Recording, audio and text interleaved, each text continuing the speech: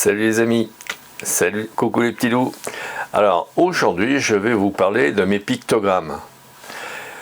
Pourquoi? Eh bien tout simplement parce que j'allais dire que s'il y a des informations qui vous intéressent plus que d'autres, eh bien avec des pictogrammes vous pourrez vous repérer de suite par rapport au contenu de mes vidéos. Alors, vous savez d'ores et déjà que le web est un cercle rouge avec une écriture jaune. Les stats sont un cercle avec un yin et yang rouge et noir. Les news sont avec un cercle avec le yin et yang jaune et noir avec une écriture rouge. Et enfin, les vidéos de fond qui vous indiquent des tuyaux, des réglages, etc. pour votre appareil Nikon, d'une manière générale. Si c'est valable pour tous les appareils, eh bien éventuellement, je ne sais pas, peut-être que je mettrai un pictogramme différent. Enfin bon, là, toujours est-il que pour mes vidéos sur les Nikon, c'est en jaune et écriture rouge.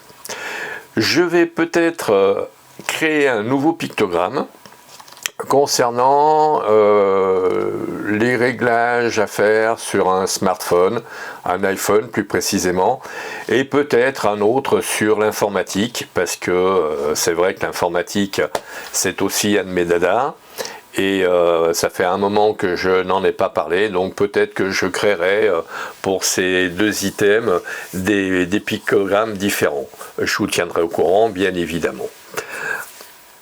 Donc, dans cette vidéo, ce sera pour les pictogrammes, et la seconde partie qui va suivre, ce sera pour les réglages de votre smartphone, et plus précisément de votre iPhone. Allez, on y va. Alors aujourd'hui, deux astuces, et non pas trois, deux astuces pour votre iPhone. Alors, quand faut-il recharger votre iPhone? Là, j'en ai la certitude, c'est argumenté dans le site d'Apple. Alors, c'est vrai qu'il faut chercher, c'est pas forcément toujours facile. Il faut trouver le bon mot pour trouver ce que l'on cherche. Mais bon, quand faut-il recharger son iPhone? Eh bien, c'est très simple, les recharges sont optimisées. À un moment donné, quand vous chargez votre iPhone, l'iPhone sait plus ou moins à quel moment vous allez le faire.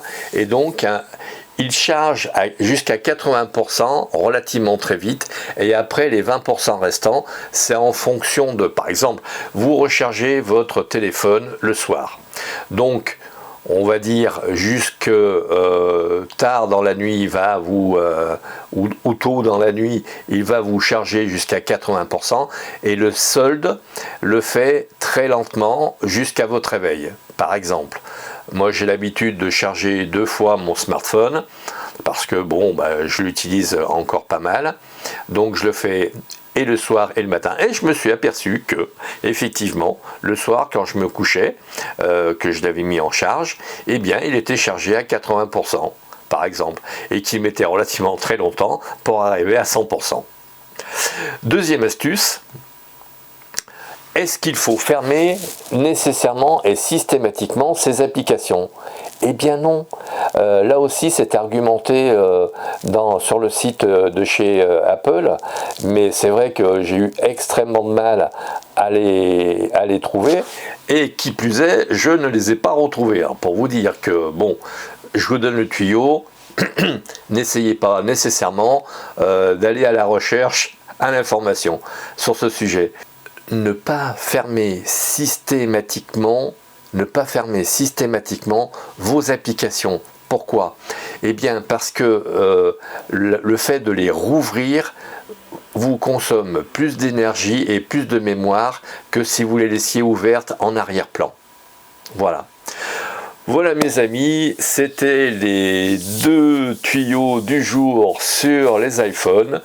Je vais essayer de vous mettre un petit sondage dans l'onglet communauté. Allez-y, répondez au sondage, parce que s'il y a peu de personnes qui répondent au sondage et si vous n'êtes pas plus emballé que ça, eh bien je m'arrêterai, parce que bon, effectivement, faire des recherches sur le site d'Apple, c'est pas une sinécure, c'est relativement très compliqué. Donc les amis, si cet item vous intéresse, n'hésitez pas à aller sur l'onglet communauté et me dire oui, effectivement, ça nous intéresse. Sur ce les amis, si ça vous a plu, vous likez, vous partagez, vous vous abonnez et vous faites abonner comme d'habitude. Et puis merci de votre écoute.